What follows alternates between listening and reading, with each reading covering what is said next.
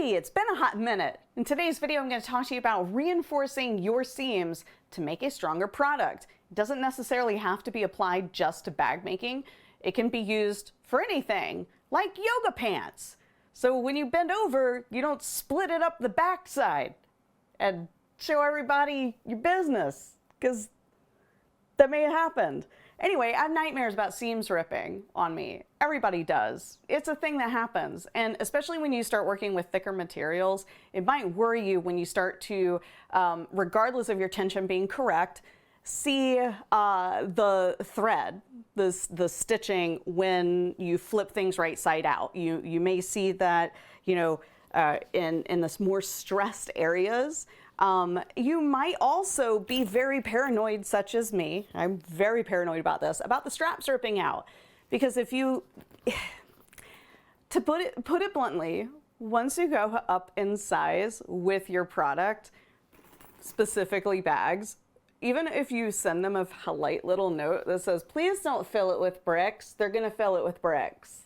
It's literally my tagline, ask me how I know, because I had someone fill it with bricks and then call me and say, why did the strap rip out? And I'm like, maybe you shouldn't. This is why I have a disclaimer for bricks. I literally send out my bags with that. Anyway, moving on, therapy. So the real simple fix is to do a second line of stitching. And I know people will be like, but that's vinyl. Oh my God, the vinyl's gonna rip. No, it won't, trust me. So, it's more visible on this particular product because on this backpack, I have this handy dandy little loop that, everybody needs for the bathroom or a locker. And then I also have the upper portion of the straps. And I didn't want to rivet everything.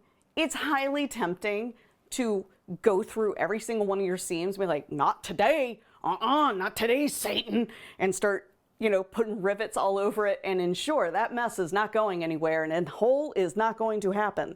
Unfortunately, it doesn't look good, and in practicality, it's not going to look right when you flip it right side out. And while I could have done rivets here and here, and I actually even did do it down here because this is super load bearing on this particular part right here. Because if you're like me, this is what I do with my mini backpacks. I walk around like this. I don't know why I do it either. It's really weird. Anywho, I just hold it like that. So this pressure pulling on this, the last thing you want is and it starts ripping out. So the double line stitching method works great. And like I said, works great for yoga pants too. So let me demonstrate this so you understand what I'm talking about. So here we are at my fancy sewing machine. It's not actually terribly fancy, but I have some vinyl here to kind of demonstrate all of my tension is correct on this machine. And usually when I stitch on vinyl, what I'll do is I'll stitch in, let's say it's a 1/2 inch seam allowance. We're just gonna, do, what would help? If I turn on the machine. That's fine. You know what? I leave mistakes like this in my videos because it shows I have a personality. It's a funny one, huh? Anywho, all right, so we're gonna stitch this on.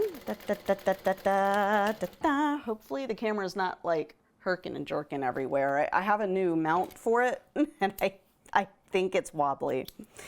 Anyway, so we've done the one line of stitching. And even though I am using Tex 70 to 80 thread, I actually can't even remember what this one is, but it's definitely a very high quality, heavy duty thread. When you flip right side out, and you're pushing your seams out because, you don't want it to look lumpy, you have it spread out. You're like, why am I seeing these little divots in here? I shouldn't be seeing this stuff. And you'll see people, kind of freak out because their thread is showing. And sometimes it is a tension issue. Every once in a while, it's definitely, you need to fuddle with your tension on your machine. Typically, your upper thread tension, which is here on my machine. This is a Juki DU1181N. So this is the tensioner that I touch. Well, I touched it once, I never touch it again. I do not advocate using anything to tighten or loosen the bobbin case tension if you don't know what you're doing, because it takes like a hair breadth, like tiny adjustment, and it throws everything out of whack. So fuss around with your upper thread tension before you do anything with the lower thread in your bobbin case, because that's kind of like no man's land, okay? And I just wouldn't go there. The actual thing that you do need to do, and it might sound a little counterproductive, is just stitch another line right on the other side of the initial construction stitch on the inside with your seam allowance. And hear me out when I say this, all it does is distribute. It distributes the pressure that's applied and kind of takes all the pressure off of just this one line. So if you think of it as kind of like your backup parachute, if you were dumb and jumped out of a perfectly good airplane like I did last year, it's just like that. So here's our backup chute. We're gonna put another line of stitching right in there.